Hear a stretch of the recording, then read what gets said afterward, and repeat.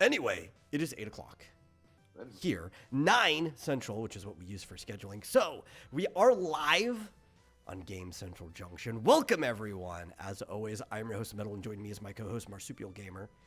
And we're here to talk about games, news, opinions, things that are tangentially related, sometimes collectibles and toys as well, card games, who knows, but we'll talk about them all the same. So if you like that kind of stuff, grab that link wherever it is, above or below, inside a share button. Give it out to at least one of your friends and or enemies. Get them in here, and they can enjoy the good time too. And if you happen to really like it, at any point in time, you can always feel free to give a donation to streamlabs.com/vomitoriumlive. Links are below. Really helps us out. Not necessary, but appreciated. And with that, we'll get into things. Hey, how you doing today? Pretty good. I got myself a nice 4-hour nap. I think most people just call that a sleep. I suppose. Because on average, 4 hours is suppose about, if you want to. what, like the minimum you need to actually get into deep sleep? Yeah, I think so. I think that's a typical REM cycle. Yeah. So I feel pretty refreshed, I guess. I guess it's funny because I'm like, I usually get. Well, I didn't get much sleep last night. I usually get close to 8 hours, around 8 hours. Yeah. But yeah, then I just remembered. Oh yeah, last night I woke up at like 2 a.m. and I could not fall back asleep. So I just stayed up watching stuff and playing games and whatever. Until it was time. I was like, oh yeah, yeah. I only got like 4 hours of sleep last night. I forgot. Yeah, I got a little less than normal. Still a acceptable amount. I think I probably got like 6 hours. I was gonna go to bed with enough time to get like 8 hours of sleep, but then just as I was winding down to go to bed, I got the notification. I completely forgot that the Genshin special program was this morning, so I stayed up to watch that and see what the upcoming stuff were, which cost me like at least an hour, maybe 2. Maybe it cost me 2 hours of sleep. I think I wasn't able to properly wind down by the time it was done. I had to go back into the winding down process again. Oh yeah, I hate that. Yeah. But it was a good special program. But yeah. Yeah. It's a good time to be a Klee main. I'll tell you that. That means absolutely nothing to you, but it means a lot to me and any random person who watches this who understands anything about Genshin. Yeah, I meant to. I guess the downside was this afternoon, or after work, I was going to watch the full Xbox. There was like an Xbox, it's like an Xbox showcase Direct kind of a thing. Yeah, showcase that they had earlier this week. I did not watch that at all. Didn't get around to it. You did not.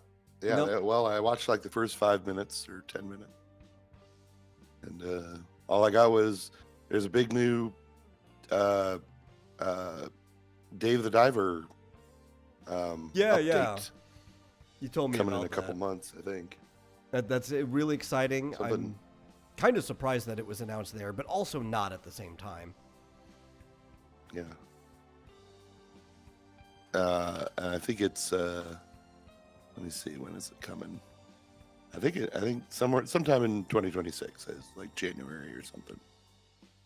And it's going to be centering around the jungle. Oh, I see why. It was there because it hasn't been available on Xbox until yesterday. Oh, so okay. It was available yesterday for the first time. For the first time since it came out 2 years ago. I was wondering, I was like, because it's funny because they were showing off the new update that's gonna, has a whole new storyline, and then at the end it said Dave the Diver available now, and I'm like, yeah, it's been available for 2 years. What are you talking about? I didn't realize it was Xbox. Okay. Is But there the update anything else? is called In the Jungle. Oh, okay. And The Mighty Jungle, where the lion sleeps tonight. Is it coming up? You still there? Yeah, I'm here. Did I lose my internet? I hear you.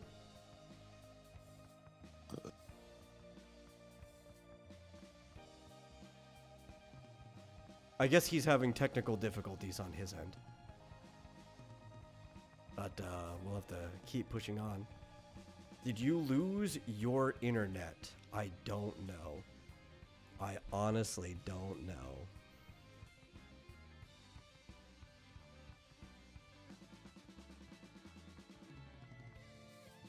Anyhow, that might be exciting. Dave the Diver, you got some news on that. I didn't end up watching it because I've just been so disappointed by everything. Every showcase that I've seen lately. Maybe not everyone. I guess the last Nintendo Direct wasn't that bad, but there was hardly anything good in it. And then I watched the Sony one. I think it was last week. It might have been still in between Game Central Junction, so I don't think we talked about it. But there isn't anything to talk about. There was no good announcement on the last Sony showcase that I didn't already know about ahead of time, I think. Maybe there was like a new Sony game, possibly, that I just don't remember. But it was specifically a Japanese game showcase. And because Sony Japan isn't really a studio anymore, except for the small one that they just opened back up a few years ago for Astrobot, that is the whole of Sony Japan. They used to be this huge, huge studio. And there was not an Astrobot like preview or trailer or announcement in that showcase, so that wouldn't matter anyway. It was all just other companies. And all of the announcements were stuff that I already knew about because those companies had made those announcements ahead of time. But Sony had to do their showcase. I guess maybe these showcases are for like normies, maybe, right? The ones that don't pay attention or keep up with gaming news on the regular. So the only time they see any update is when the big company does a showcase. And if that's the case, that makes a lot of sense. And maybe I should judge them separately. Differently than how I normally do. But for somebody who keeps up with gaming news all the time, almost none of these showcases ever tell you jack shit that you don't already know.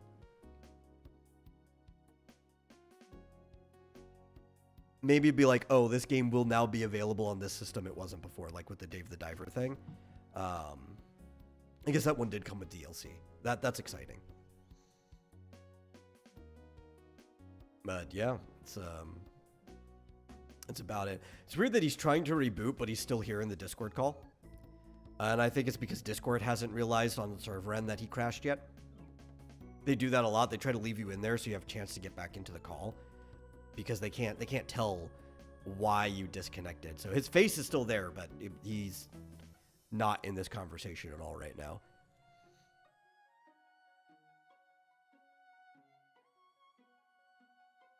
I think maybe, wasn't there like a Call of Duty announcement at the Xbox showcase? I kept seeing that around. I think it was for the new Black Ops. And it was about zombies. They're bringing zombies back, which they do every Black Ops. So that itself, oh, I got cut in half. Where's my screen? Oh, there you are. Never mind. Can you hear me now? I can hear you now, yes. Okay. Jeez. No, also, before you left, I could hear you the whole time when you couldn't hear me, so. Oh. Like, up until you said that your whole ass computer froze up. Like, up to that point, I could hear you. Oh. And then it reversed. I could hear you, but you couldn't hear me. Mm-hmm. It's really weird. But yeah. I was like, oh, wait. I think it's just Discord. I'm just going to reboot Maybe. Discord. But... Sorry about that. Anyway. Yeah, I think there was also a Call of Duty announcement for Black Ops. They're bringing zombies back because they do every time there is a Black Ops. And they're taking it to space, which I swear zombies has been in space before. I swear there was like a moon base or something in Black Ops It was either 1 or 2. It might have been Black Ops 2. So it shouldn't be the first time you're fighting zombies in space. But I guess a lot of people who don't pay attention or know the history of the games, a lot of people who report on games aren't actually long-term fans of games, are making such a big deal about being able to fight zombies in space. I'm like, bro, we've done this before. What are you talking about? Yeah.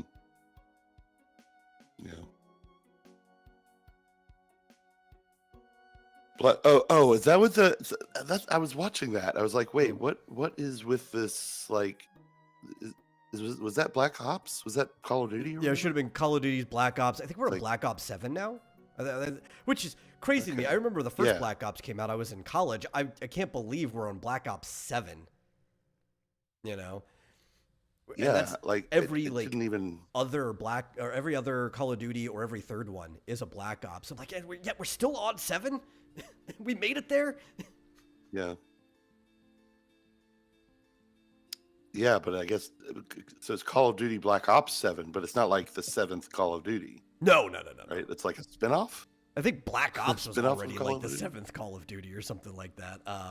So Call of Duty had gotten so popular back in the day that they had 2 different like studios working on it, and they would alternate so that there'd be a Call of Duty like every single year. It was Treyarch, and I can't remember the name of the other one. So what you would do is you would have the titles alternate too. So the Modern Warfare was kind of the new launching one when they started doing that.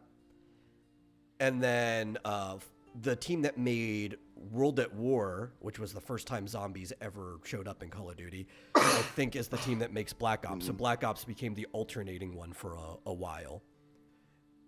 And I like the original Black Ops. I thought that was a great Call of Duty game. Had an excellent single-player campaign. Really fun to play. And obviously it had the zombies came back too. But I also liked World at War. That was my favorite Call of Duty. So even though I'm not super big on the zombies, I think my favorite ones happen to be all the ones that have the zombies game mode in it. Mm-hmm. Yeah. But zombies is it's like a tower defense game in a way. It's a wave management, right? So like zombies keep coming at you in waves, kind of in like a Left 4 Dead style way. And after every wave, you can buy upgrades and you get defense spots for your base, and you just have to take out all the waves, first person shooter style. Yeah. So is this just a special mode? Yeah, it's just a mode. Okay. Yeah, it's not like the whole premise of Black Ops? PvE mode that you could play multiplayer with friends.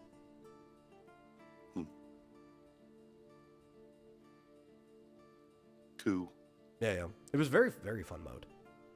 I'm not, like I said, I'm not a particular fan of it, but I also don't dislike the mode either. I do think it's really fun. I just never found myself playing too much of it. Mm-hmm. Do you care enough to watch the whole trailer for Dave the Diver? If you want to watch it, we can watch it. I mean, I'm indifferent. I don't care either way. Yeah, I love this game. What's funny is I didn't know it existed until like a year ago when Peach was showing me because she's obsessed with fishing. Yeah, she loves fishing. Any game that has fishing. See, and I've been trying to get her into Genshin Impact. I should sell her on the fact that there's fishing in Genshin Impact. Yes, like unironically, if you want her to play it, you have to show her. The fishing is basically identical to the Stardew Valley fishing. So like if you know how to fish in Stardew Valley, you immediately know how to fish in Genshin Impact. Oh yeah. I mean, pretty much any like farming game. If I'm like, oh yeah, there's this new. I think I was showing her. What's it called? Wandering Village or whatever. Yeah. Where the whole village is on top of some giant dinosaur thing, and she's like, "Is there fishing?" Yeah. It's like, I think so. She's like, find out if there's fishing, and I'll try it. Why wasn't there fishing in Breath of the Wild? That I don't get. Like Zelda, they were the pioneers of adding a fishing mini game, like all the way back in Link's Awakening. Then you get an Ocarina of Time and stuff. It's like, but Breath of the Wild didn't have one. Yeah, that might be why she's never beaten it. Yeah. That's kinda gave another up on place it. where Genshin one up Breath of the Wild. They put a fishing mini game back into it. Yeah. You know, like. Yeah, could be. Well, I won't. Yeah, I won't subject you to this, but. Oh no! I already put the full screen on if you wanted to. So. Oh, okay. Let me see. It is the new DLC, which I wonder if it's going to be paid. I don't know if it's going to be paid, but it is actually coming out this year. But in case people aren't super familiar with it, with Dave, good old Dave. I laughed so hard because I don't know much about Dave. I think my brother play it back before I had seen you play it, and I watch you play it from time to time, right? Mm-hmm. And when I finally saw the name of the fat guy dressed like Ash Ketchum, and his name was Satoshi, I'm like, oh, he literally just has Ash's name in Japanese. It's Sato. Yeah, Sato, but his full name is, or it's short for like Satoshi. I'm like, Yeah. Yeah, they got new sharks. It's all kinds of new fish. Now that one's existed. It's this one with the saw blade on its lower lip. Oh yeah, that's an actual like prehistoric shark. That's been in there. Yeah. That, I mean, like that scene, that's been in there. Yeah. It seems they're adding more like more prehistoric things for you to deal with, which I know they already had a lot of those in the end of the game. Yeah. Mm-hmm. It is early 2026. That's weird. I guess they were saying the whole game is on Xbox in late 2025, which was yesterday. So that's different. So yeah, this the whole jungle thing. Yeah. That's new. Here, let me show you.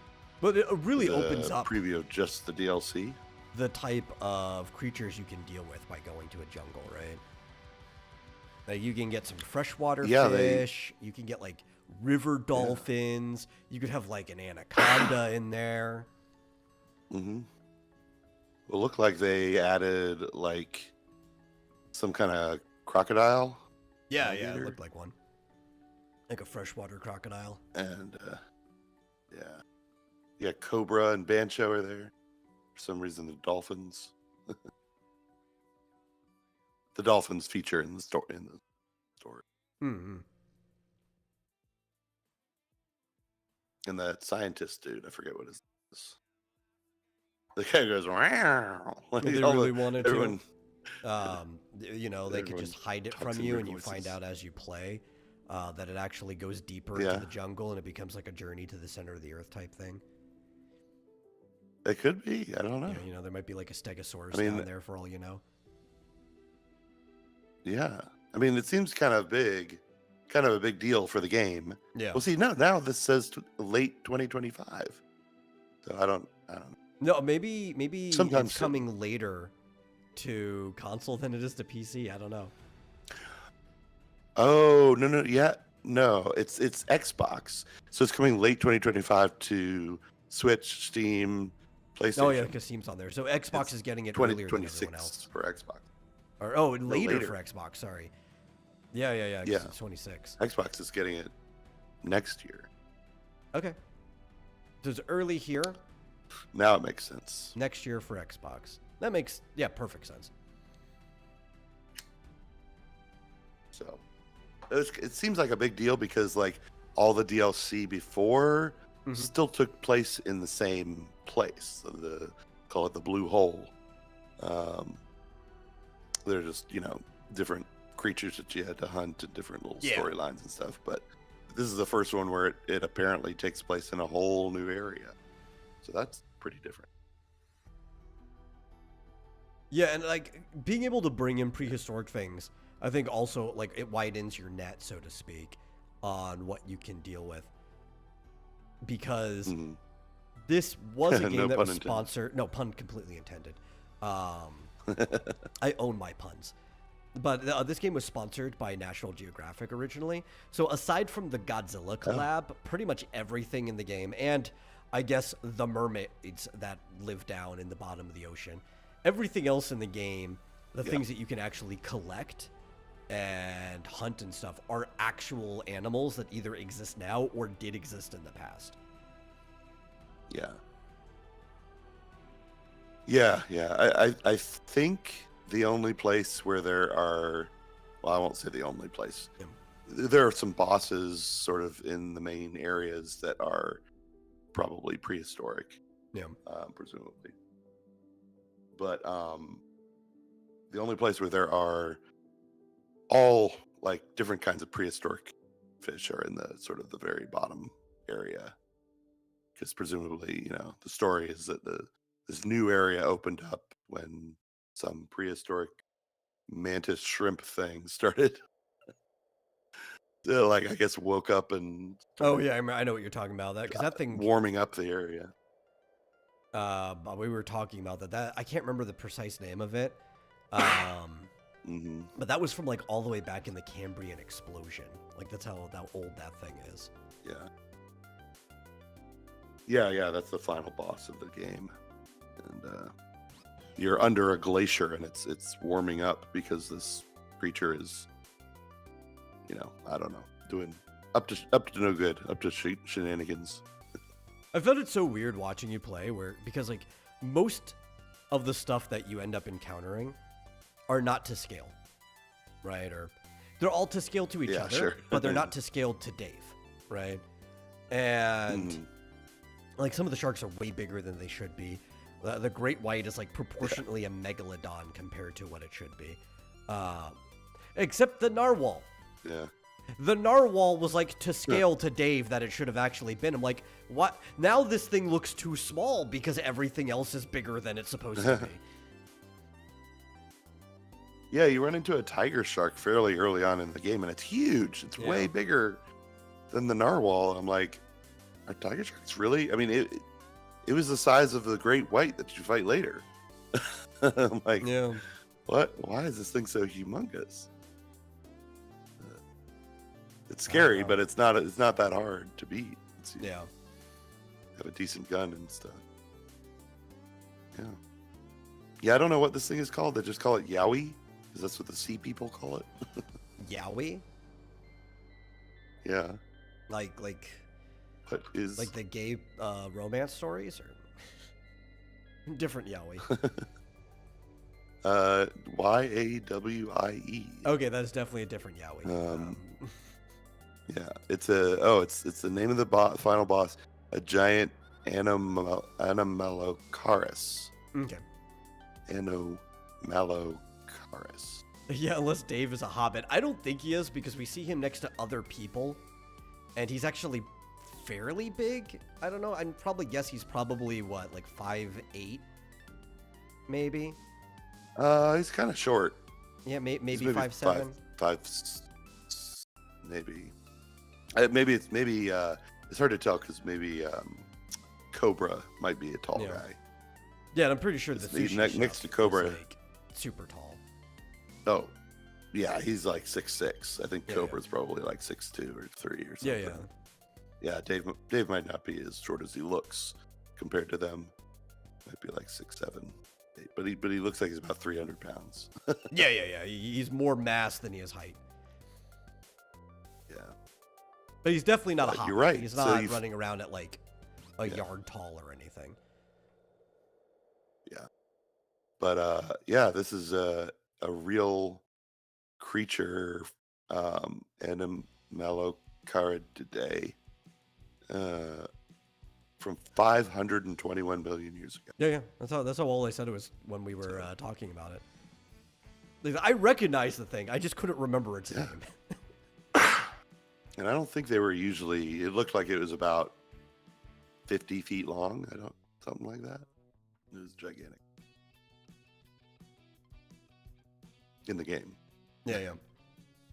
Well, I mean, They're normally largest creature in mass to have ever lived is the blue whale, and that's currently alive right now. As far as we know, maybe there could have been massive things that just don't fossilize in the past.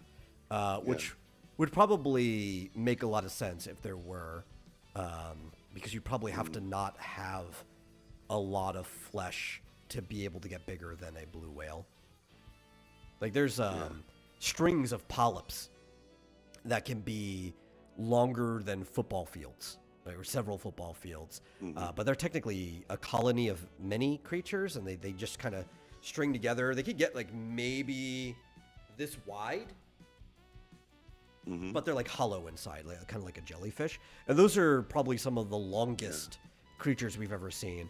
But those wouldn't fossilize these Earth. We wouldn't have any evidence of stuff like that in the past. Yeah. Blue whales can get to be 100 feet long and weigh up to 200 tons. Yeah, but I'm looking up the size of that. Yeah, this boss prehistoric creature looked like it was about 50 feet long. Yeah. And they're normally about 14 inches. Is it crazy to think with how long the history of the Earth is and how much life has been on the Earth, that we're currently alive at the same time as the most massive creature to ever live? I mean, it doesn't mean there couldn't be a more massive one later, but at least up to this point, we happen to coexist with them. I'm amazed that we coexist with AI. Well, actually, at the moment, they coexist with us. Not general AI. Yeah. Yeah, or at least, I don't know if we've seen true AI yet, but... No. Well, man, that depends on your definition, right? Like, personally, you use the word artificial. To me, it's an artifice. It's the illusion that something is there. It's just like the face of a building. So by that definition, we've had AI for a while. The things that trick you into thinking they're intelligent. That's why I use a different term for what people call Gen AI. I use SI for synthesized intelligence. Because if we actually do make something that people want to call AI, it'll no longer be artificial. We just synthesized actual intelligence. Well, have you seen the other reason I brought that up is, have you seen this game? Maybe you have. Maybe we've talked about it. I don't know. It's been out for a few months. Whispers from the Star. I have not. It is the only reason I know about it is because I just happened to stumble across today a video of a guy who was trying to cause the AI to lose its mind. Oh, okay. Which is pretty funny. I think it might be powered by ChatGPT. It came out in August, and it's kind of cool. I mean, you interact with this one character, this girl is lost on an alien planet. Her name is Stella.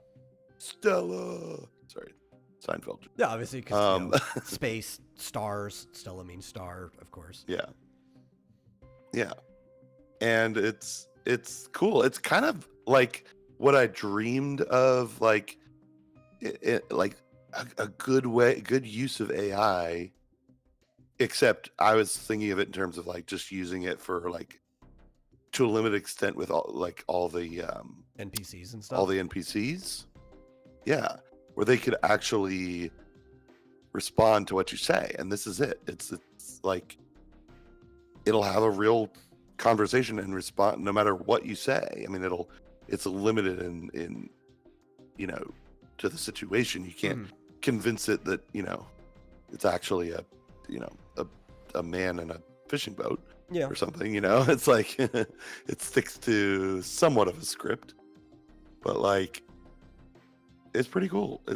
It's cool to see that. He's trying to in a more focused attempt, and not just be using to having people like James Earl Jones be zombies in Fortnite. Yeah. I mean, it responds and remembers what you said earlier in the playthrough, and it'll get frustrated with you if you don't if you don't buy into the premise and stuff like that, it'll be like, oh, you're so silly, or why are you telling jokes at a time like this? Yeah. Things like that if you're completely off the wall. But I thought it was kind of neat. It has a very positive 80% Steam rating. That's cool. Whispers from the Star. But basically you just tell it what to do. It's like, how am I going to get off this planet?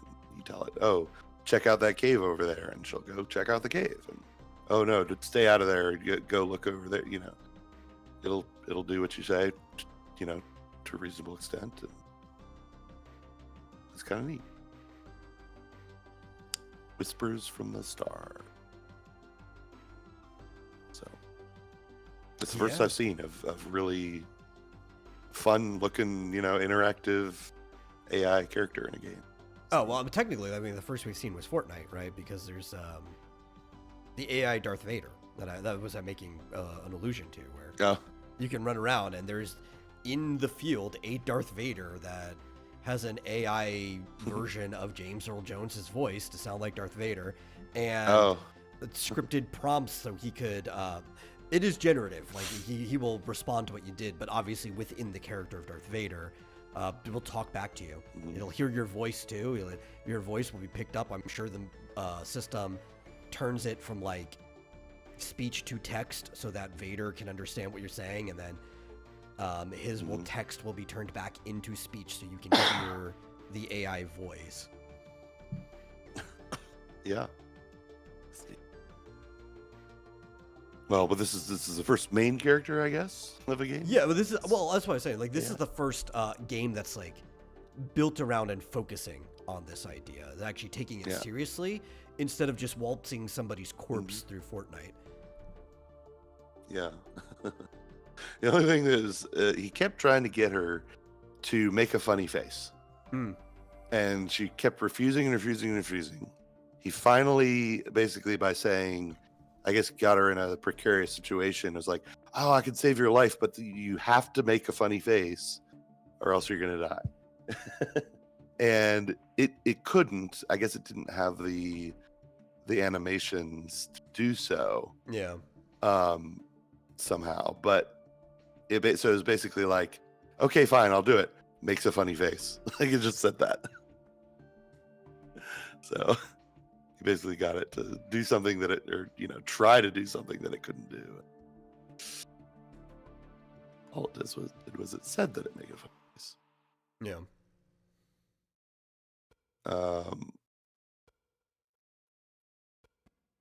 At any rate, I'm just looking through the rest of the Xbox thing. The only thing I would care about, other than Dave, would be that Reanimal, the spiritual successor to was there an update on Little that? Nightmares. Because, we already knew it was coming out. Do we have a date? I don't know if there was a date. I haven't been paying that much attention, but I guess you're saying there's a concrete date in this one. Yeah, the day before Valentine's Day, February 13th. Ah, yeah. 2026. Great Valentine's Day gift, Horrify your partner. Of course, Little Nightmares 3, I think, came out this week. Oh, did it? As well. Yeah. Yep. I know it's out. Let me see here. Little Nightmare 3. Oh. Has that been out for a while?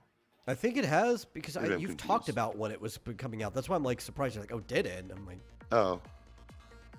Oh, no, sorry. Yeah. No, it's on sale. A long time ago, you were like, it's on sale on Steam. Oh, Little Nightmares 3 is coming out next week, and then we just never talked about it again since then. Yeah. Well, it's first I thought about it since then. I guess it's a Black Friday sale. It's 20% off. It did come out a month ago. Everything's going to be having sales very, very soon. Black Friday starts a week before Thanksgiving now. Event Zero.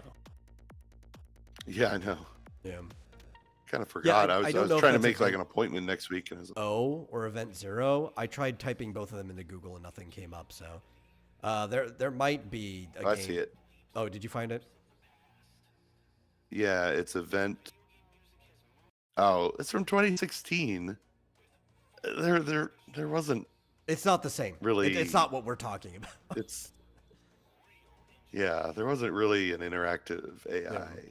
Because if you're talking about just an in AI, existence. you can text like that. Even Square, later than Event O, but like even Square did that recently. That's not the thing we're talking about now. Because Square Yeah, had I that mean, detective murder mystery thing that it was a remake of their They're- older game, and they just made it to where you can do it with generative AI now. yeah, Yeah.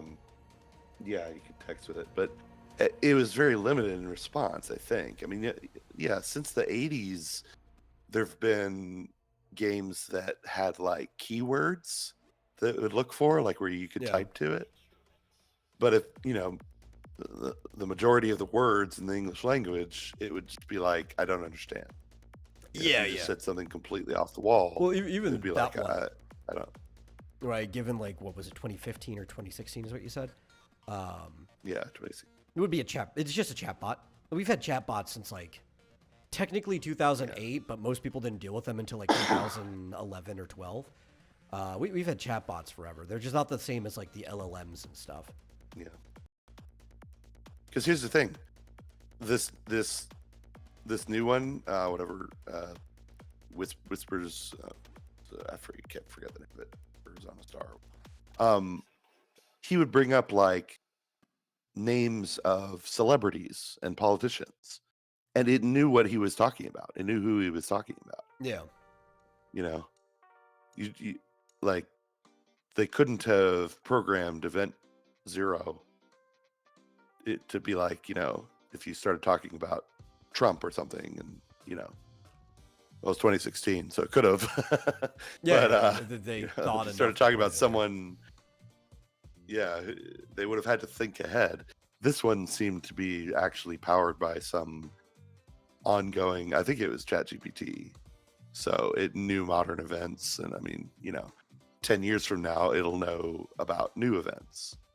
So It was like that guy who modded the original Animal Crossing to have a like AI chatbot, like a large language model, interact as the NPCs in Animal Crossing.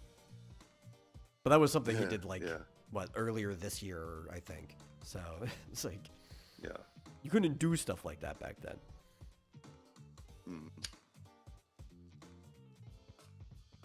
I guess it's a question of how close to passing the Turing test is it?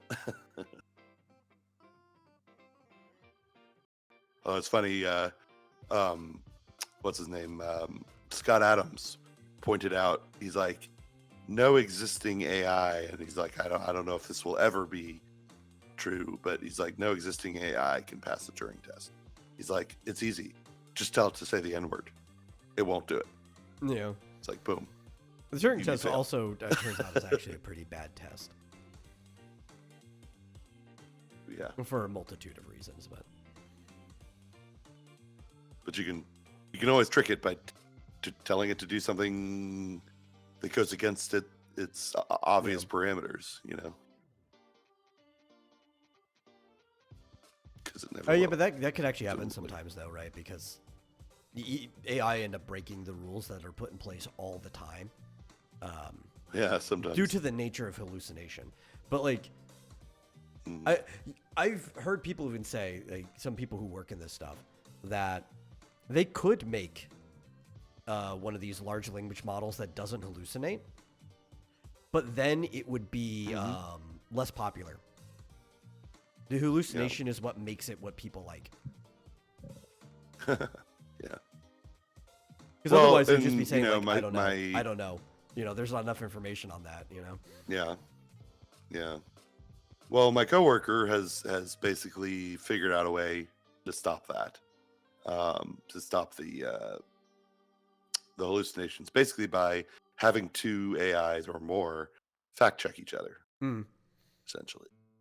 And he will, he has a whole pipeline where he's got a couple of them tied together, and they double check each other's work. It's mostly for programming right now, but I mean, yeah, it'll something. One of them will come up with an answer, and the other one will basically point out to it where it's wrong, and then it'll say they'll basically have a conversation with each other where they both have enough knowledge to know ahead of time Another way would what's be, a hallucination. which you guys couldn't do unless you set up an actual facility for training. But during the training process, you could actually just reward it for spitting back no conclusion instead of just coming up with something. Yeah. Can't figure this out. I had that the other day. I was trying to get a freaking program to compile, and it wouldn't compile, and it tried 5 different ways, and it was like, here's the problem I'm running into. I don't know how to fix it. I was like, well, good try. I'll see what I can. The entire So breadth saying, of why known do you need- wisdom in the universe can be summed up in the 3 words, I don't know. Yeah. So to us, why do you need the AI to know about modern events? Well, I mean, the game takes place in like our universe. This particular Yeah, it game depends on the takes nature place of in the our game. universe. Yeah. Right, like if we dropped you in a game where it's just like you and the robot on like a deserted planet where you should know absolutely nothing except maybe you were filled in on some current events from like when you left, but you could have been on your trip for 10 years ago, so you might have like a cutoff point or something. Like at that point, then you only need to know about what's being learned in game. It just depends on the setting and what you do. Yeah, my point was that this new game, the AI can learn, new things that, previous sort of pre-programmed, semi-AI simulators couldn't do. Yeah. They've always had a limited amount of responses to a limited number of, input. And this is kind of neat to me because it's potentially unlimited. It's, you can say anything and it will have new different responses forever, as long as whatever, AI it's connected to. Like from a exists and player's learns new perspective, I actually tend to be more on the side of what Fizchoso said. Like, that doesn't appeal to me at all, right? Yeah. But from like appreciating the technology perspective, I think it's pretty cool. I just don't see what it's actually going to do for me as a player to make the game more interesting from the stuff that I seek from a video game. But there are plenty of people that are seeking this, so it's going to be a very popular thing. I would say, to me, the benefit is that you can have these interactive characters that can respond to anything that you don't have to program yourself to, or the programming of it would be very, very fast. In that you can give it some parameters. You can say, okay, you're this character. This is how much you know. These are, this is the way you want to steer the conversation. But then you don't have to program in like, okay, if they say this, do that. If they say this, do that. If they say this, Yeah, like from a technological level, it's really cool. Yeah, I mean, that's what I was thinking would be the ultimate end game for this would be, every character, you give it some parameters, you tell it who it is, what it should know, what its motivations are, and let it go. Which is kind of cool. It's kind of what was that? Was it Epic? Or I feel like maybe it was Bethesda. What? Is there a Bethesda demo where they were showing like thousands of characters, all AI driven? I'm not sure. Had whole lives and Ubisoft just put out a presentation earlier today about their new thing, Teammates, which is going to be a generative AI model that can be used in games for the benefit of like players and teams. So this is a different thing, probably. But, well, it sounds terrible because it's coming from Ubisoft. Yeah. Yeah, it was a demo and it was totally fake, totally pre-rendered and everything. I think it was maybe, but kind of talking about the future and saying, we can have this whole village of this whole city of people who interact with each other, and they can live their lives, but then you can affect it telling them to do things, or things that happen in the world can, Yeah. have them change their personalities. It's everything you want, Fitzjoseph. It's Yeah, I don't know. completely open-ended. Imagine putting Gen AI and The Sims together. Actually, that's probably one of the few games I think could benefit from it. Right, life sim games where you actually want that type of variability in every single playthrough of it. Like having a living, breathing world. The Sims is a good one. Though, personally, you wouldn't need Simlish anymore. That's a turnoff to me. I actually like the fact that The Sims make Goofy almost like Nordic sounds when they talk, like Bangit English, ne? If they actually started speaking English to me because of generative AI, that would make me less interested in The Sims. But I'm very likely in the minority there. So that idea would probably actually make them more money overall. But I'd be out. I'd be out of the audience. Unless they have a way of flipping a setting to where they have a generated Simlish. As long as I have the option, maybe you might pull me back in.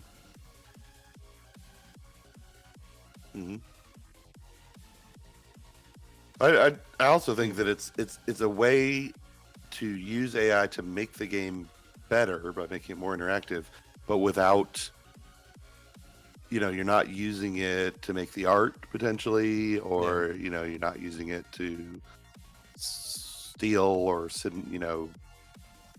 I guess I don't know what the word is.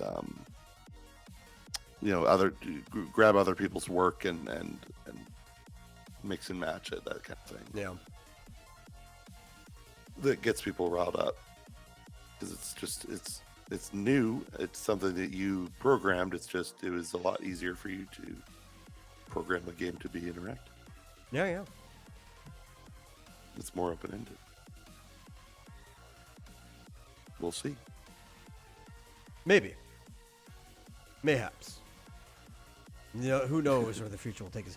We do know that people will definitely be trying to use generative AI as much as possible, but we have no idea which direction it's going.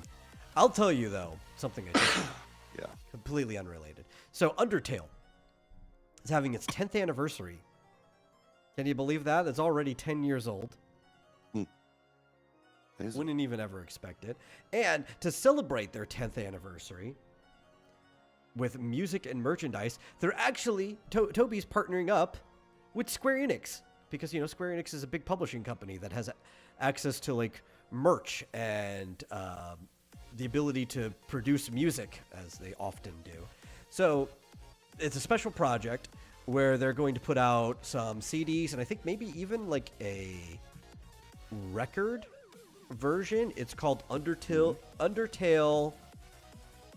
Chite de Chill, which looks pretty cool. It's got a whole track list that has a bunch of different arrangements, but the main feature on it is that it's going to be Toby Fox and Yoko Shimomura as the composer for the piano arrangements in it.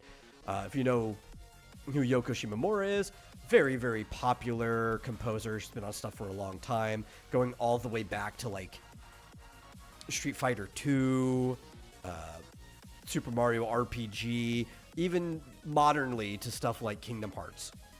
Very prolific composer. So we're going to get a few arrangements by her on piano. There's a few different, like, DJs and stuff that's going to be on it too. It's going to be a very, very, like, solid soundtrack for people who are interested in it.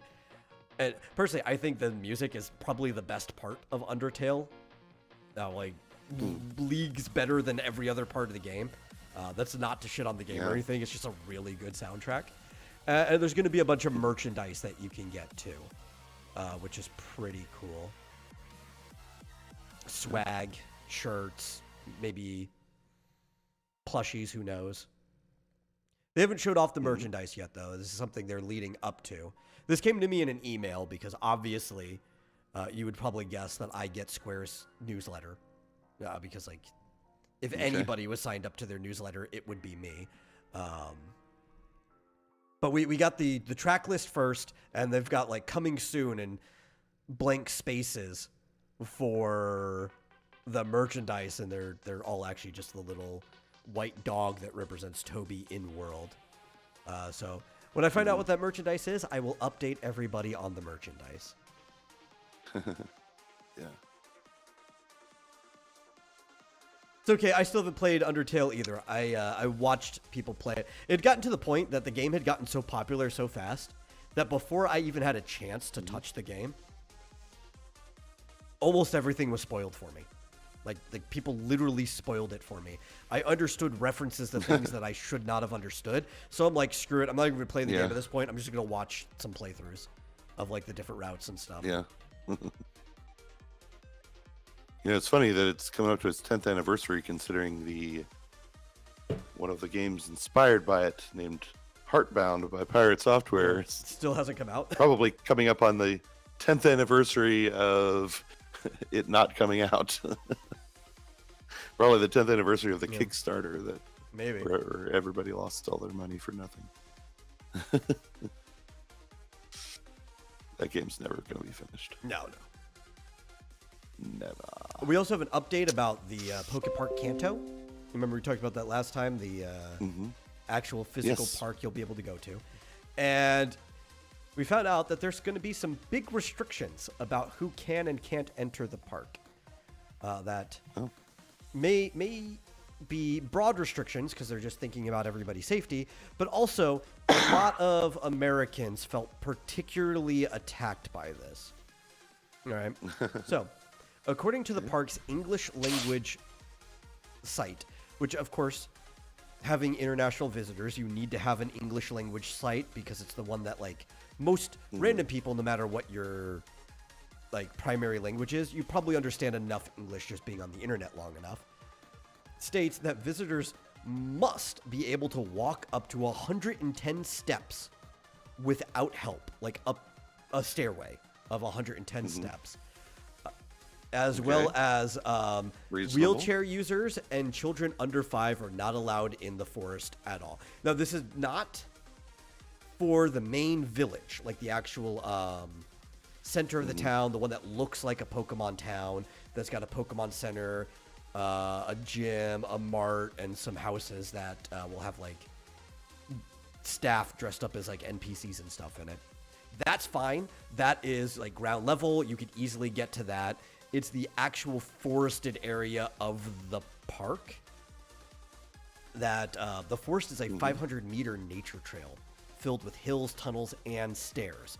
So it's like because the largest section is 110 steps, nobody that can't qualify for that enters, which knocks out a lot of Americans.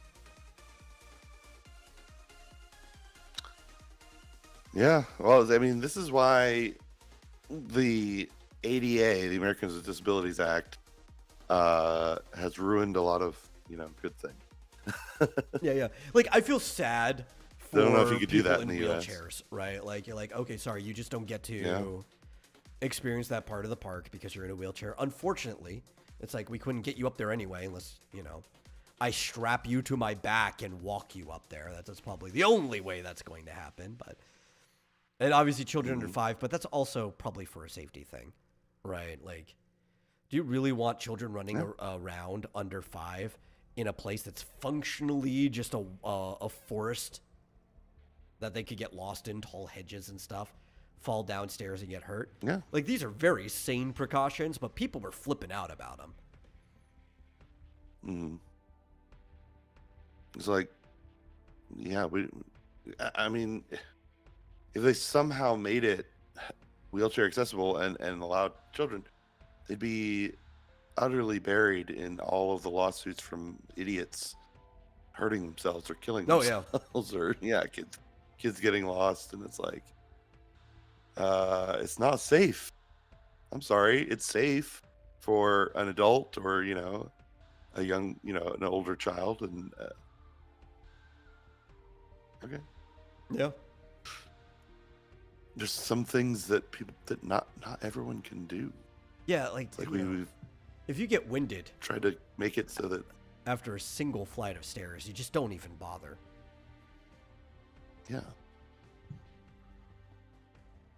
It's like the whole, airlines need to accommodate gigantic 600-pound people. Like, no, they shouldn't have to. Or in this case, it's less. I mean, it's it's not a necessary utility. It's like it's supposed to be a fun vacation, and we got to think about the it's like this perspective of Japan too, right? There's not a lot of like completely out of shape people in Japan. Most Japanese people are rather thin in general, just like naturally. Even people on the heavier side in Japan tend to still be able to make up that requirement. Maybe there's some shut-in needs that like, they get winded leaving their room, but they're not the type of people that's going to end up going to the Poke Park anyway, because there's shut-in needs. Like, a sumo wrestler is one of the, on average, heavier people in Japan, but they're also athletes. I don't think a sumo wrestler would have any trouble getting up 110 steps. Because they have to jog as part of their training.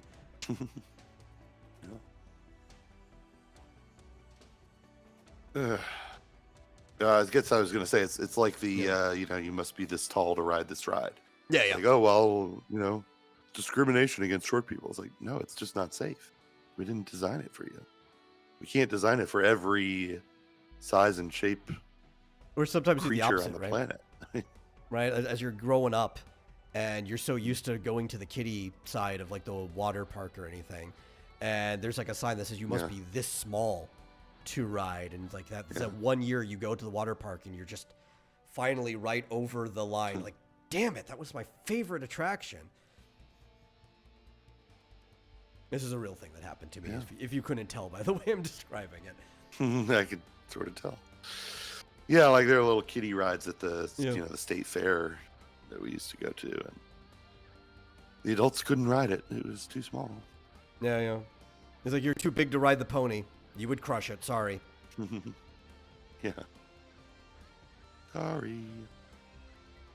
You're no longer the size of Samwise Gamgee.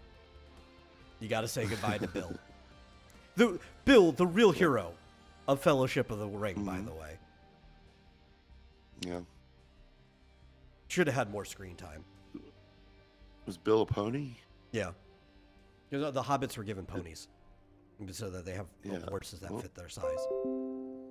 Who was Frodo? What was the name of Frodo's? I don't even remember. I only remember Bill. Because Bill like saved their life. Oh yeah. Yeah. He's the only important one.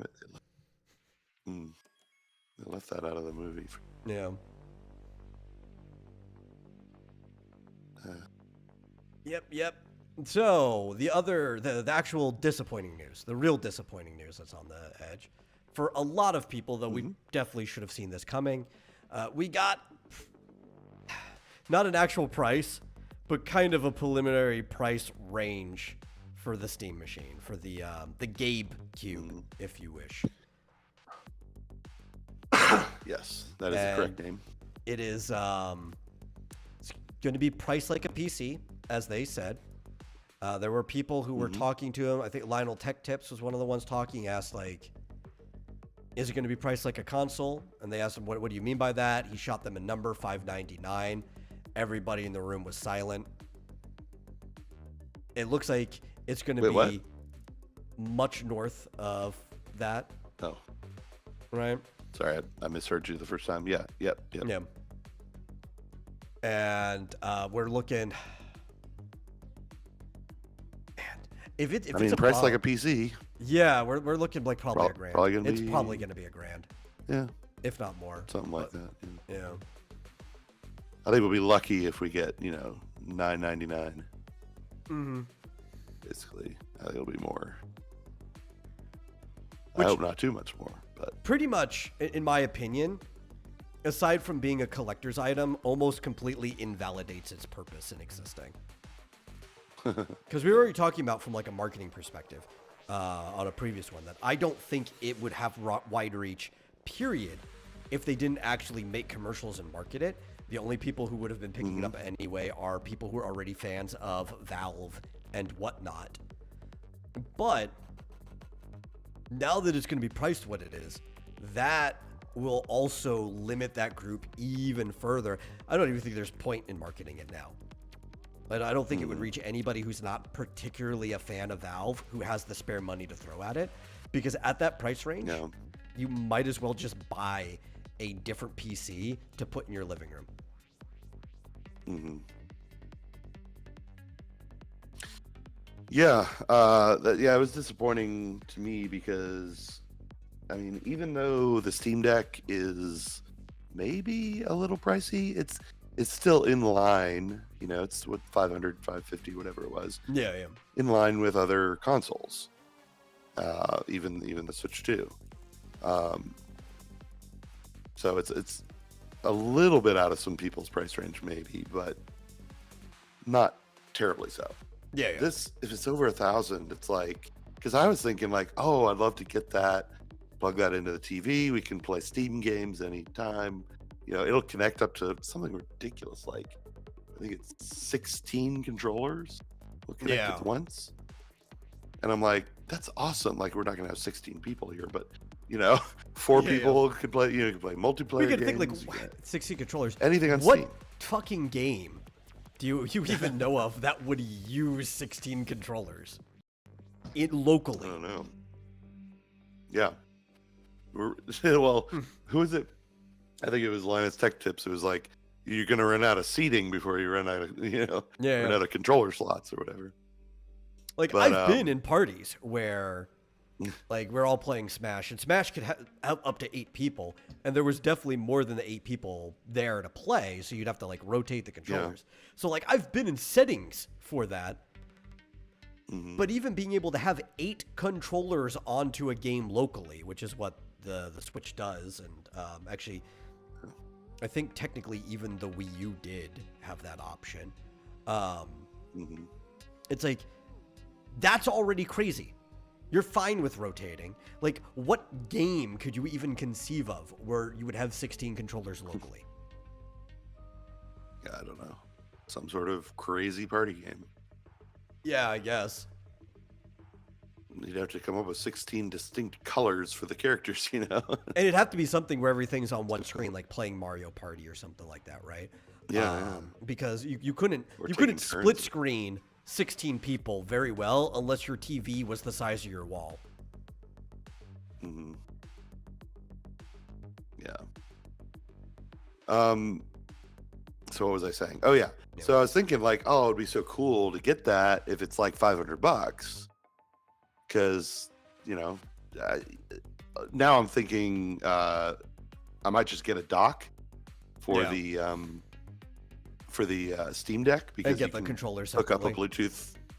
Yeah, I've got a Bluetooth controller. Because I was like, well, it's what is it, 6 times more powerful or whatever.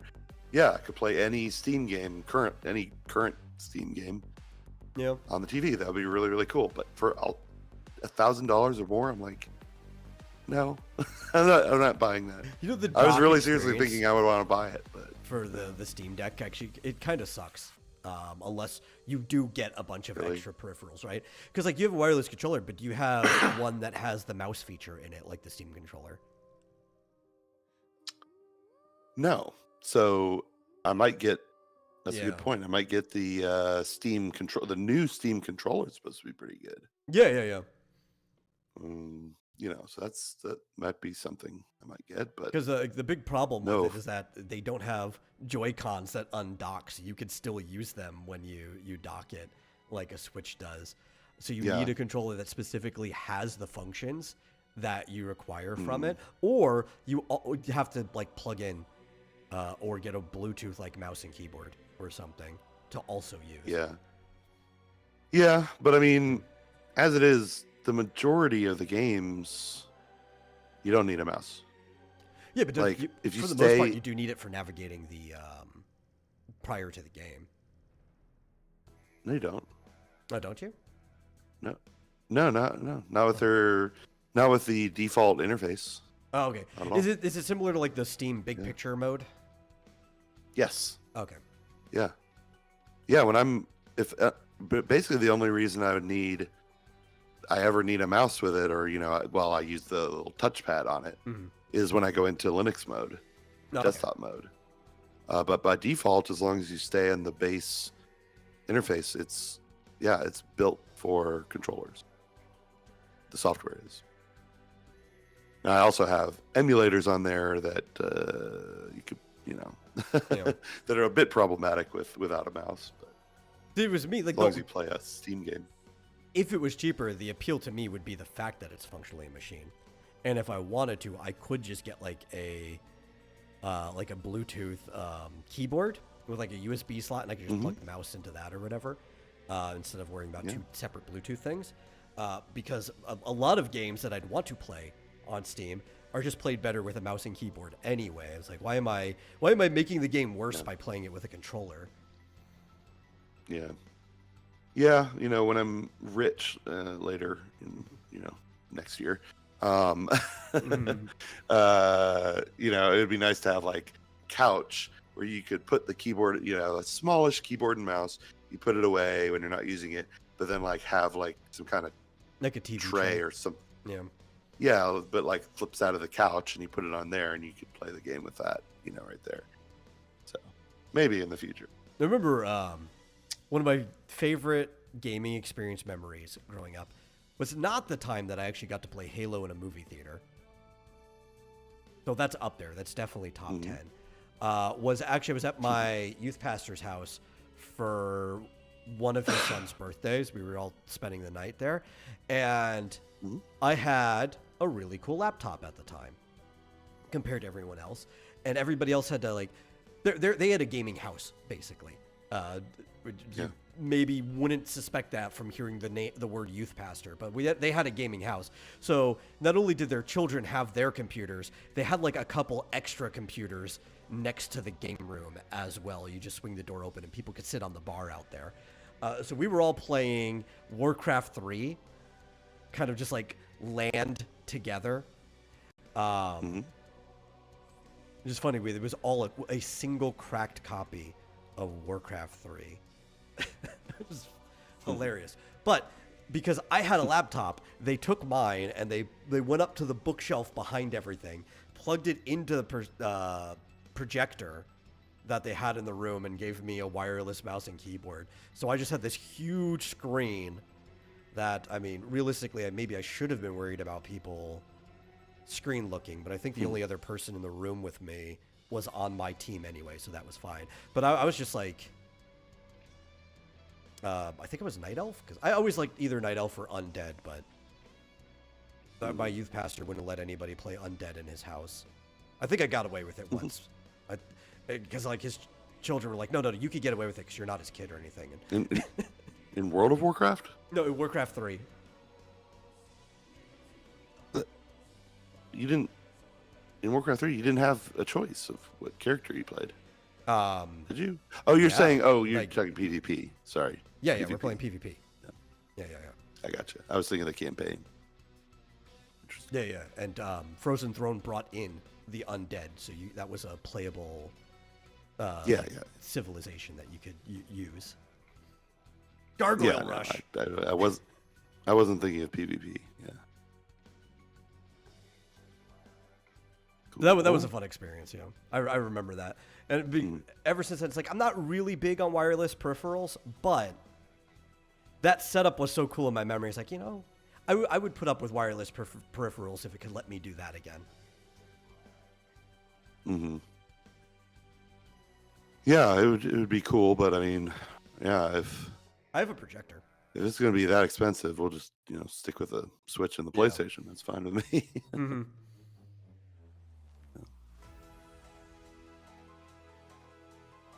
Yep.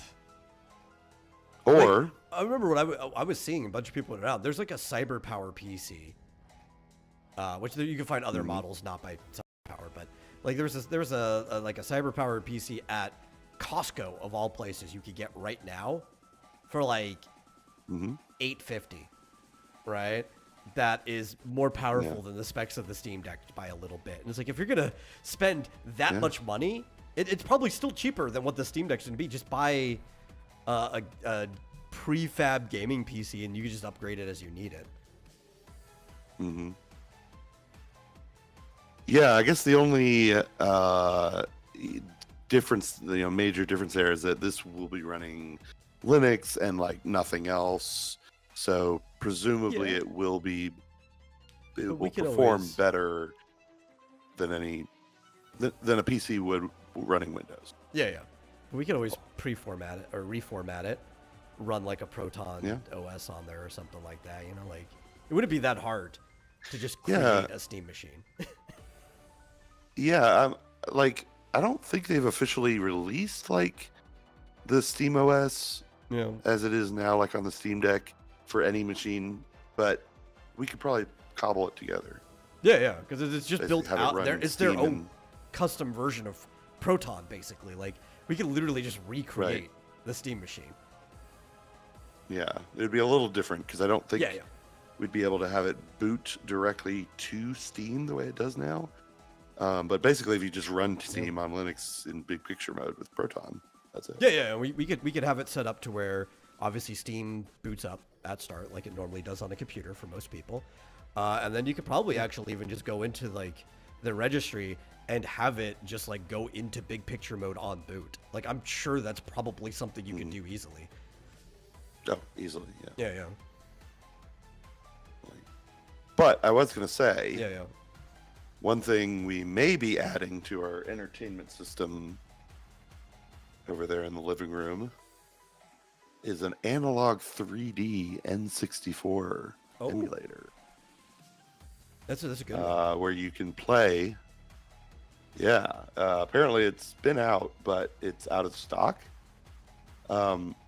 But they say they are restocking November 24th at 8 a.m. Pacific time.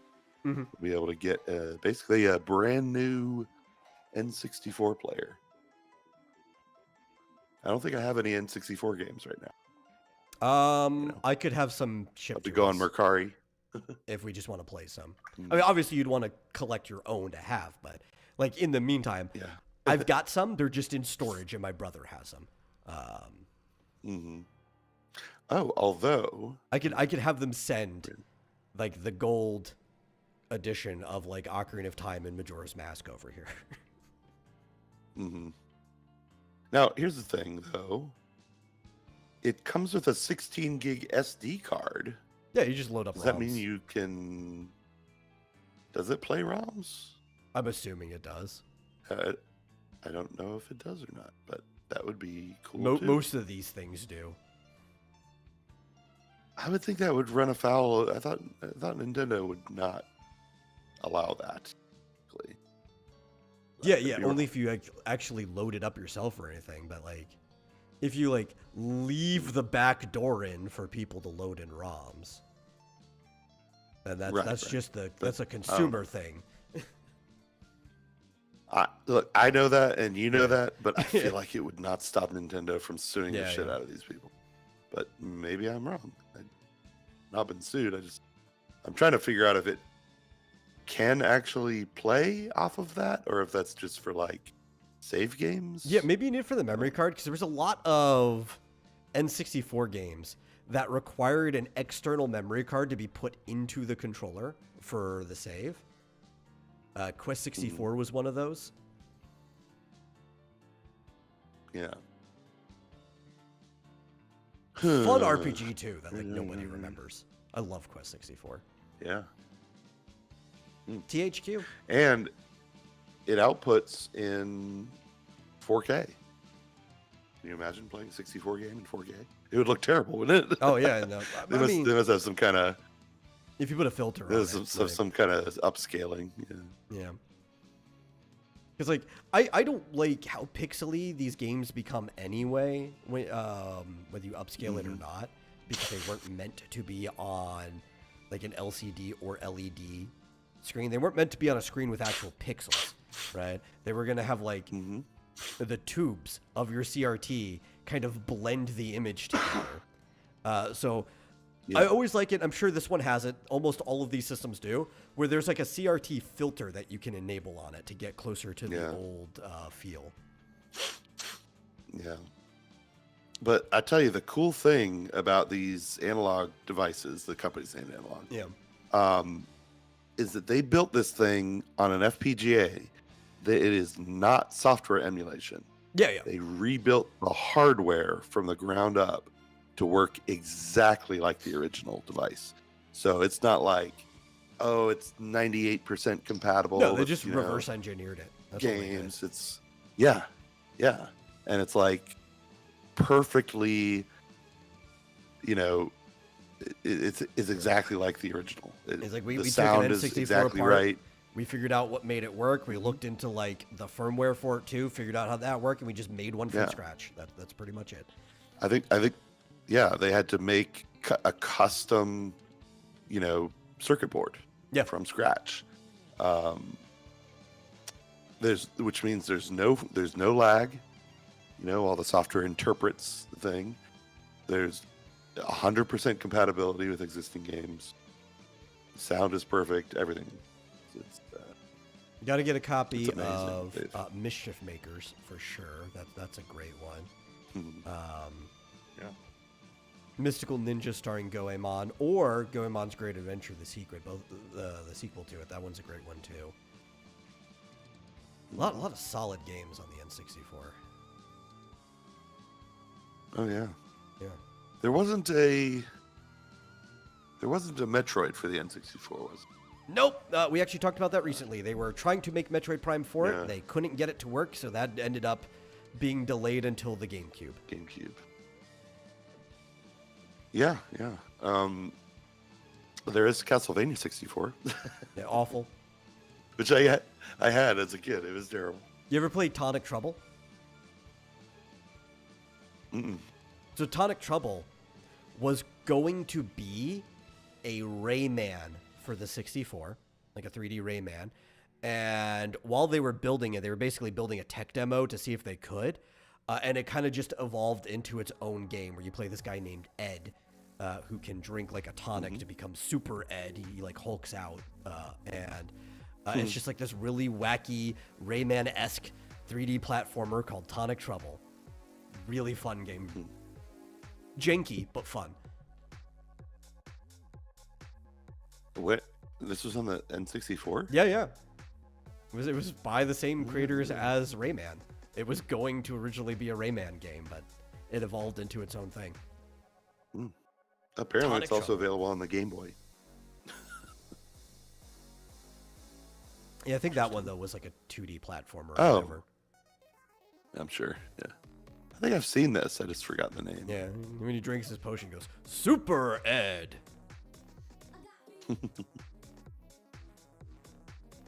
He's got the projectile floating fists too that Rayman has. Oh yeah. Yeah. Man, I might have to be sitting here by the computer, just waiting for this to go on sale. Oh yeah. This looks so cool. Well, there's one other thing I wanted to talk about since we're getting closer to the end, and this one, I don't know if it'll take the rest of the time to talk about, but it potentially could. I don't know if you want to go find the video to put it on in the background. We talk about it, but it was that game I was telling you about. I sent you the 31-minute gameplay demo for Varsipura, which is the new game that HoYoverse just announced. We're just gonna drop a 31-minute gameplay demo so you guys can see what this game is about. And it looks really interesting. I'm already thrilled with it. Not super big on the art style because I prefer things that are even more stylized, which we'll see soon. But the style fits the tone and themes of the story, so that's the most important thing in an art direction, and I'm fine with that. Yeah. I don't have the video. Is it the 31 minutes of gameplay? Yeah, the 31 minutes of gameplay one. Okay. I found it. Which obviously we won't be watching the full thing, but you can put like any part of it on in the background. Oh. That's what you think. Oh, I guess. I don't know. Maybe we'll talk about it. Oh, it's the only. It's the only thing on their YouTube channel. Yeah. They just like started the channel or whatever, and then dropped that demo on it. Yeah. And it's Yeah, here we go. I don't know the meaning of the word Varsapura. Like if there is a let me. I'm talking and didn't put the full screen on. I'll get it in a second. Boom.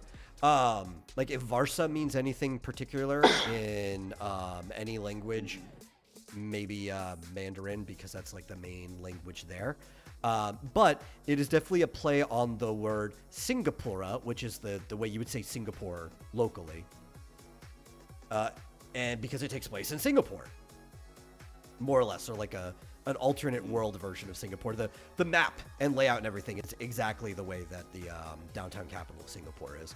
Oh, are you ready for this? Yeah. Varsapura means city of rain in Sanskrit. That makes sense. Okay. That makes perfect sense, especially with how dreary and rainy this is, right? Because it's almost like they took Singapore and then they mapped London weather onto it. Yeah. Varsa means rain. Pura means city. Okay. I learned something today, as I'm sure we all did. It was originally called Project Junction. Way back, they had announced a project like when Star Rail was first debuted or whatever, before the game came out. And that project went into hiatus. I didn't even know this was the same project until like late into the trailer. And like, oh, this is the same thing. And it pretty much, I think, died when, what's his name, Kai or whatever, the old CEO of Hoyo kind of stepped away to run his AI company that's kind of like a subsidiary of MiHoYo. But he's back to work on this game, so this is it. And I guess since they moved from Shanghai to Singapore, they redid the whole game to match Singapore. That's what it seems like. And it's this kind of open world cityscape game in the same way that like GTA is, or LA Noire, or like Sleeping Dogs, any of those type of games are. And you are part of this agency called SEAL. And you are fighting shadows. Now, those are like the main enemies. You're kind of like this investigative task force that is here to deal with the shadows popping up in the city and dealing with this plague called mind rot that is going around that's like causing head fog and even, I think, people to kind of just like black out and die when it gets too extreme. Some of them even becoming these shadows. Yeah. Yeah. I've seen people with mind rot. They're mostly on Blue Sky and Reddit. I think we did close brain rot. But I mean, I guess the brain and rot mind are kind of synonyms. So.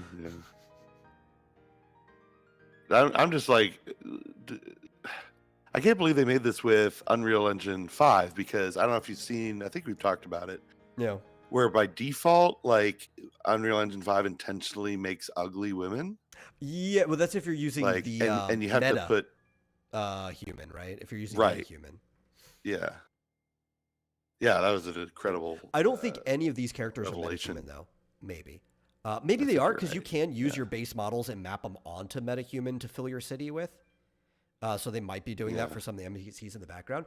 But the models here actually look like an older project from MiHoYo, which was their Nova desktop system that I used to have on my desktop. It was a live wallpaper system, and her face and everything looks just like Lumi, who was like the main interactive girl mascot character for the Nova desktop. So I think they're going back to that modeling structure, and they could probably use those models to force MetaHuman to spit things out that look the same. Yeah. Well, I think it gives them an advantage to. I mean, these are basically like anime characters. They don't look realistic, right? Yeah. They look like an anime. Like so they're I think more by doing that, realistic than the stuff they normally do, but they're less realistic than say like when Final Fantasy makes their stylized characters. Yeah. Yeah, they're not, rendering every single hair and pore and imperfection on the skin and everything. So I'm guessing, they probably had the ability to quite easily make them look attractive. Yeah. But we've got two main settings in this game. I really like the surreal and liminal nature of the stuff that this organization have to do, because there's stuff that takes place in the city of Arsapura itself, and then there's stuff that takes place in like these mindscapes or just the stuff like the headquarters of the organization is also liminal, and it's almost like being in a dream or a nightmare where you can't really keep track of everything that's going on, and that's really interesting. Like I think this. It plays into the themes. Yeah. Like we're about to see Mr. Shadow. See, I was just admiring the other NPCs. Like, look really good. I mean, clearly not particularly detailed, but that's the style. Well, and part of it too, as we're going to see more, they go deeper into here. Yeah, but like she's about as stylized as Nikki was Infinity Nikki, right? Which is one of their competitors. Yeah. I'm not complaining. Yeah. I like the style. But we're meeting this character here, and Sayuki. When we start following her around, you'll start noticing that everybody has even less detail. So some people thought this was AI generated, which is ridiculous if they even thought that. Just because everybody's flags are on that and people don't even know like what is generative AI at all. They're just seeing quote unquote AI slop everywhere. But there's obviously filters on this to make it look more dreary, make it more dreamlike. So where there's some like fractaling at times, there's an artifacting, but also when you're not a member of this service, you can't perceive their office space. So the only person you can see right now is Sayuki, who is clear to you. That's the person giving you the tour. But everybody else gets blurred out with these like extra filters and stuff on it, and you can't understand a word they're saying. It's like very muffled and muted out, which is cool. Like it gives you even more of that like I'm stuck in a dream feeling. Yeah. But there's combat. I just had a dream last platforming. night where I where I couldn't understand people. Oh, yeah. What they were saying to me. I've never had that experience, but I hear that's all too common. Yeah. And it's not like it didn't seem strange. No. It was just a dream. Yeah. All kinds of crazy shit happened. I just love. I mean, this is made in Singapore. Is that right? Yeah. I think this is being made at MiHoYo's or HoYoverse's newer office, the new headquarters that they moved to Singapore. The old Junkai headquarters are still there. They still have people working there, Chinese employees who aren't moving or anything, but I think this is made at their new office. Yeah. I'm just like, God damn. With like, a bunch of their new Singapore. Thank God for... Thank God for HoYoverse making games that look like this. Oh, yeah, there's this. We also have them making their Animal Crossing game, Petite Planet, at the same time. Yeah. And both of them are so distinct styles that they don't look like other things that HoYoverse were making. Like, if you didn't know of Nova Desktop, which I'm sure you didn't, I probably everybody watching this probably didn't know about that. I'm the only one. Then you would look at this trailer and not even, if you didn't see the word HoYoverse on it, wouldn't expect that this was made by HoYoverse. Like, it doesn't look like the other stuff to most people. It's nice that they're branching out and making different things. There's a lot of stuff in here that I immediately recognize. Like, when we get into the combat, I'm like, okay, I'm seeing stuff from HI3. I'm seeing stuff from Genshin. They're clearly working still within the frames of stuff they're comfortable with. But it does still feel unique enough. It's not like you're playing exactly the combat from the other games. And the other mechanics, the platforming, there's driving in this game, which isn't really in the other one so much. A lot of the stuff that still makes this game unique. Like, it's worth, or looks so far right now, that it's worth the experience and you're not just running over the same stuff again. Yeah. But yeah, dude, that lady police officer uniform. Yeah. I don't know if this is going to be a gacha game. I think it is, just from what I've seen so far. It feels like it's going to. Because Sayuki here is also a playable character. But, you know, that could just be a party. Any game could have just given you a party. But they also show off another character in the combat later who isn't in any of the story at the beginning. So there might be characters that you pick up later for free or as part of the game. And if that's the case, then they probably would charge a premium price for this. Or it could just be that they're going to fund this through gacha again, which is never a problem for me. I like the gacha. Yeah. I guess it's called a garter, just that belt that she has around her leg. Oh, around like the thigh? Yeah, that's called a garter. It's a fashion thing.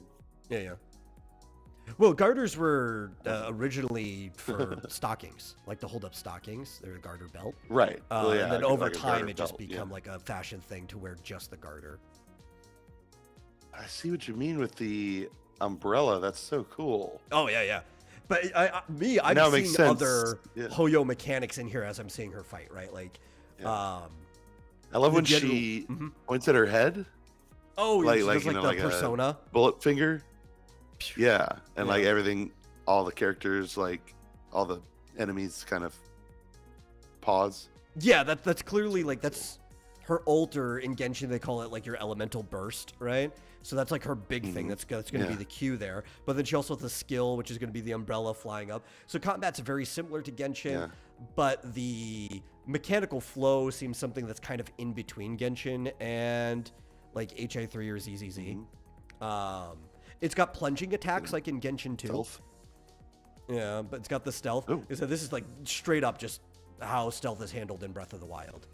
Right? You just sneak behind. I love this. Where you could see his shadow, so you that's great. That was a great idea. I love how they did that.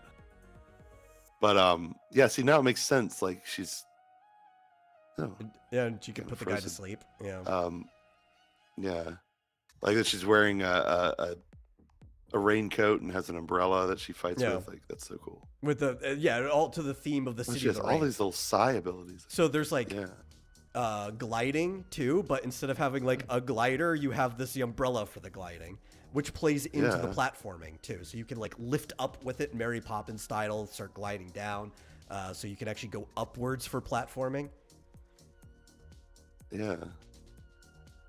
Yeah, like it looks really fun. I know I'm going to. That looks really cool. Man, if I had more time to like learn the mechanics and stuff, I love it. Yeah, it's really cool looking. And like if you fast forward later, there's also driving around. They do drive on the wrong side of the road, but I'm afraid I'm pretty sure how they drive in Singapore. So you get to play as her. Yeah. Sayuki is a playable character. I like that she fights with her files because she's like a desk worker. That's great. She actually like literally slaps people with the paper and everything, like a wave. But we got driving on the wrong side of the road. What if you can switch that? Probably not. Yeah, she's got the wheel on the right. Yeah. Doing donuts and stuff. I swear though, I said this to you. Whoever was playing this demo for them, wrong way, they showed off a lot of stuff, but man, are they not very good. Like they've hit all kinds of stuff on the side of the road, right? They were taking damage on things they clearly should not have taken damage on. You're going the wrong way. Yeah, it's probably just like they probably paid somebody in the marketing team to whip up the video for them. But they're going to an actual place. So this is where it's going to show, if you fast forward a little bit more, where the actual open world stuff comes in. So it won't just be those mindscapes. There will also be locations in the city where you end up going to try to solve things. You do end up going through like a fog barrier to get into them. Yeah, they're showing off the driving for a while now. And you also have your own police uniform as the main character because you joined the service. Yeah, Right. but this is a location. I think when you're here too, they do have a third person on the man. team. Like, you end up seeing them when you're in the Skirts, man. combat zone. Yeah. That's what Roy Mustang was fighting. They're wearing high heels. Yeah, you know. They're in high heels. When Roy Mustang becomes Führer, all the girls in the military would be forced to wear mini skirts. And high heels. Yeah. I mean, this is everything Gamergate was fighting for. Yeah. I think we won, boys.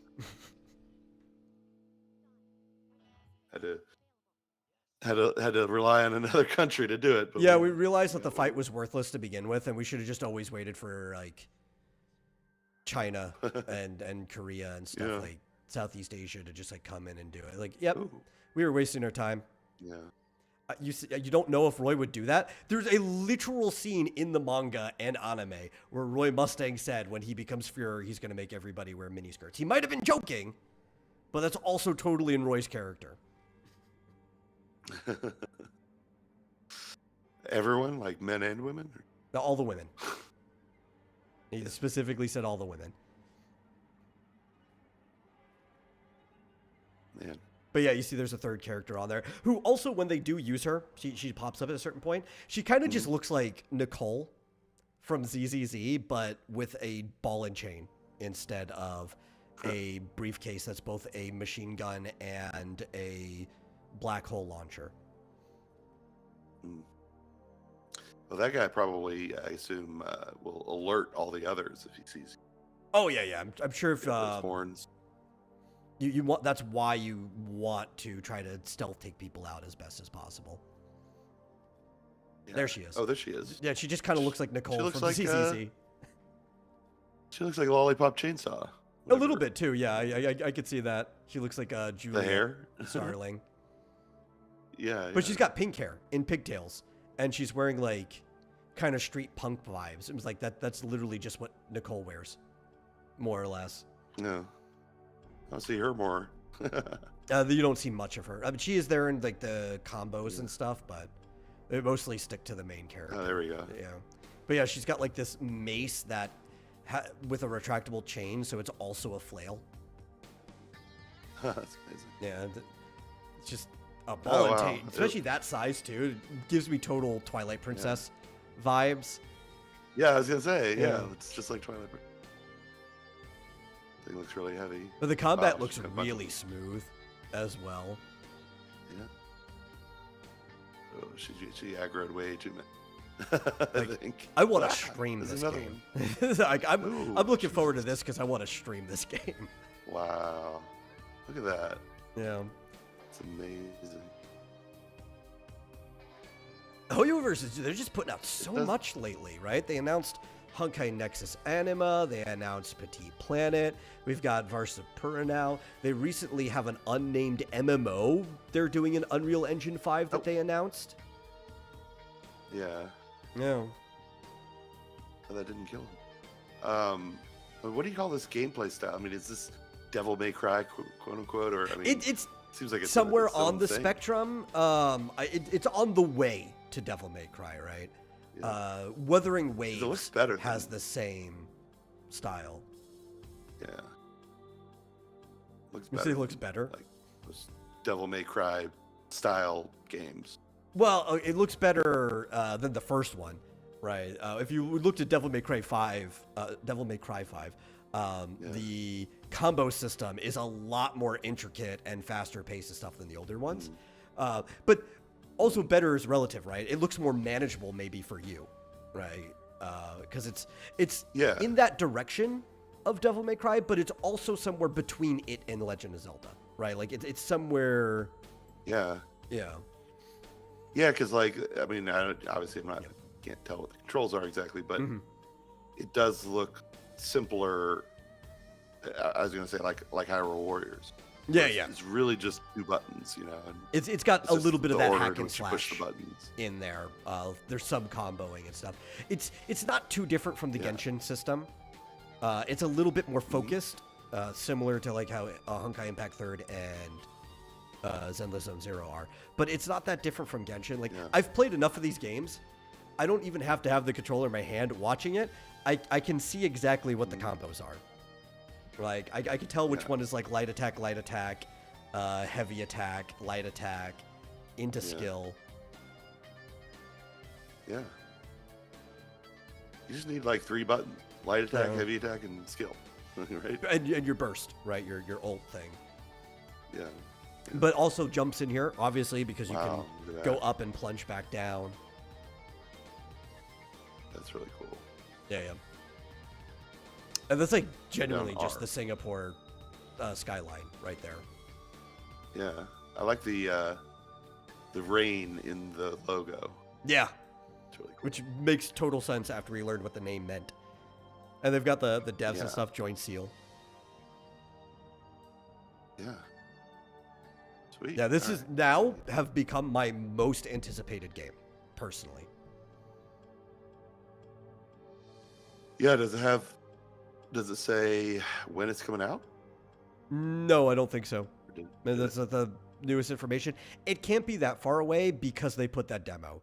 We're surprised they didn't announce it with a trailer first, which would have pushed it further away. I think it's because a lot of this game had been like on the back burner for a long time, right? It was their former CEO started it before he left.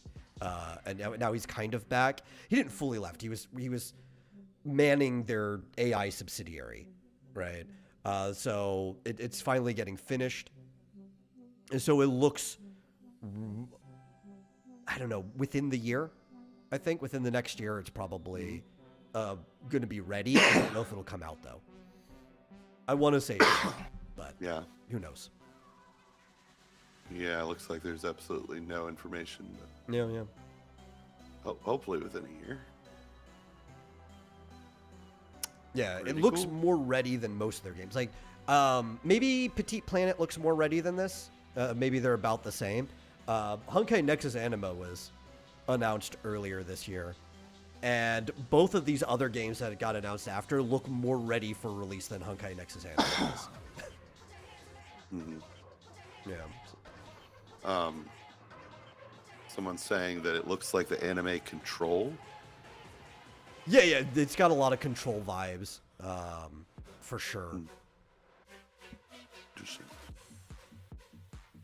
But also, like, I see a lot of relation to Wuthering Waves in it too, like the sonar, their dreamscape kind of world, the roguelike that's in Wuthering Waves.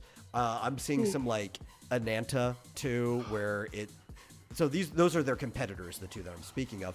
To me, this game sounds like, even though they've been working on it for a long time and something they've been wanting to get out, it feels like a response to these other companies that feel like they can do Hoyo's formula better than them, right? Like, it's like, no. We're going to do what you think you can do better than us, better than you. Yeah.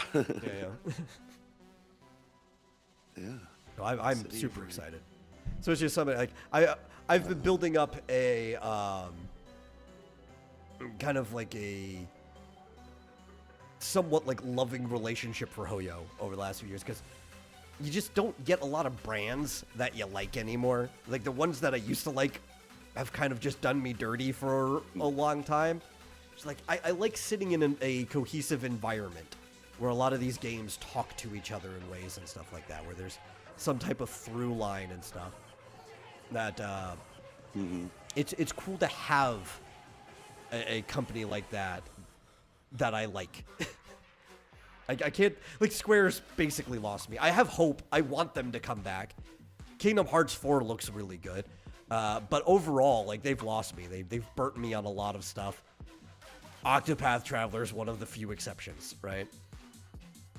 Hoyo, despite how greedy their monetization system can be, you also don't have to participate in it to the level that most people do. It's on your terms, so I don't really care. They've yet to burn me too much. Star Rail's losing me a little bit, but it's still playable. Everything else, though, is just like perfectly fine. They haven't burnt me. So yeah, I'm definitely looking forward to this.